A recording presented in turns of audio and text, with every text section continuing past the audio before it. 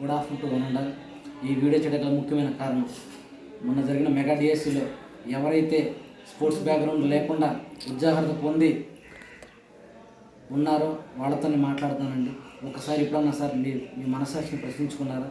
రేపొద్దున ఎంతోమంది విద్యార్థులు మా స్కూల్కి మంచి పీటీ సార్ వస్తారు, మేము గచ్చిగా గేమ్స్ ఆడొచ్చు, లేదా మేము కాంపిటీషన్కి వెళ్ళొచ్చు, నేషనల్కి వెళ్ళొచ్చు అని ఎంతోమంది ఆశిస్తున్న విద్యార్థులకి మీరు ఏం సమాధానం చెప్తారు సార్? నేను మిమ్మల్ని విమర్శించడం కాదు, మీరు కనీసం విజిల్ వేయగలరా? ఓ ఫ్లాగ్ కట్టగలరా? ఏ సార్ ఎవరిని ఏ గేమ్ ఆడించాలో మీకు తెలుసా? కబడ్డీ ఎవరిని ఆడించాలి, ఖోఖో ఎవరిని ఆడించాలి, ఇంకో గేమ్ ఎవరిని ఆడించాలి, త్రోస్ ఎవరితో వేయించాలి, లాంగ్ రన్ ఎవరు చేయాలి, షార్ట్ రన్ ఎవరు చేయాలి అని మీకు అవగాహన ఉందా సార్? ఎటువంటి ఇది లేకుండా రేపొద్దున స్కూల్కి వెళ్ళి మీరు బ్రతకడం కోసమో, మీ జేబులు నింపుకోవడం కోసం, మీ బ్రతుకు కోసమో మీరు ఉద్యోగానికి వెళ్తే ఎంతోమంది గేమ్స్ కోసం ఎదురు చూస్తున్నటువంటి విద్యార్థుల భవిష్యత్తుతో మీరు ఆడుకుంటున్నారని నేను ఈ విధంగా మీకు తెలియజేస్తున్నాను సార్.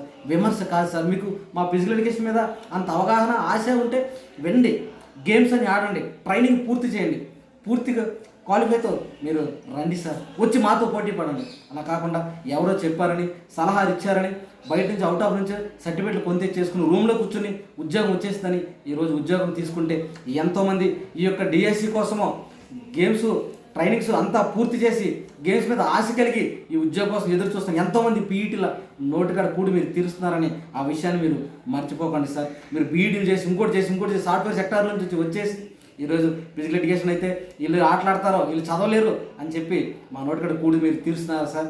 ఆ ఉద్యోగం చేస్తూ మీరు ఉండగలరా? ఆ కూడి మీకు రుచించిద్దా? ఆ డబ్బులు మీకు ఉంటాయా సార్? ఒక్కసారి ఆలోచించండి సార్. అలాగే ఎవరైతే పీఈటీలు ఉన్నారో, లేదా కొంతమంది ఈ పీఈటీ అయితే త్వరగా ఉద్యోగం వచ్చేస్తాయి, సర్టిఫికేట్ కొని తెచ్చుకోండి, లేదా సర్టిఫికేట్లు తెచ్చుకోండి, చదువుకుంటే ఉద్యోగం వచ్చేదని సలహాలు ఇస్తున్నారు. రేపటి రోజున ఎవరైతే ఈ ఫిజికల్ ఎడ్యుకేషన్ ఇలాగూ ఏ బ్యాక్గ్రౌండ్ లేకుండా ఈ స్కూల్లోకి వెళ్తే ఖచ్చితంగా ఫిజికల్ ఎడ్యుకేషన్ అనేది పతనమయ్యే పరిస్థితి ఏర్పడుతుంది. ఆల్రెడీ స్కూల్లో పీఈటీ అనేది వాల్యూ అయిన పరిస్థితి ఏర్పడుతుంది.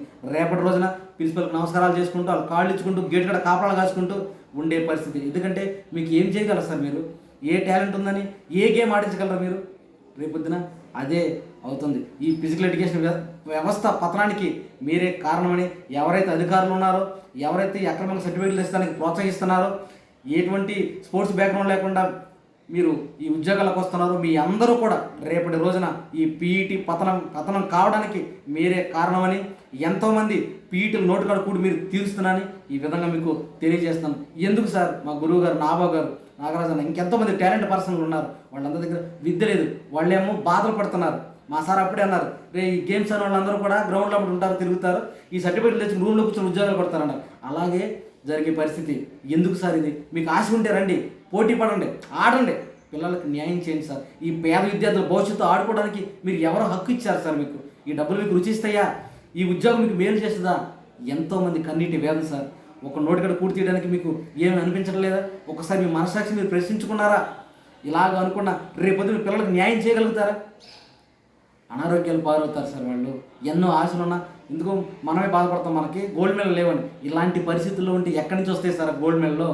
ఎంతోమంది విద్యార్థులు పతనానికే అవుతారు. మీరు వెళ్ళి స్కూల్లో కూర్చొని తాగి నెలకు జీతం తీసుకుంటారు. ఆ విద్యార్థుల భవిష్యత్తు ఏం కావాలి సార్? నేను విమర్శించట్లేదండి, ఒక్కసారి మీకు హెచ్చరిక ఇస్తున్నాను. మీ మనస్సాక్షిని ప్రశ్నించుకోండి.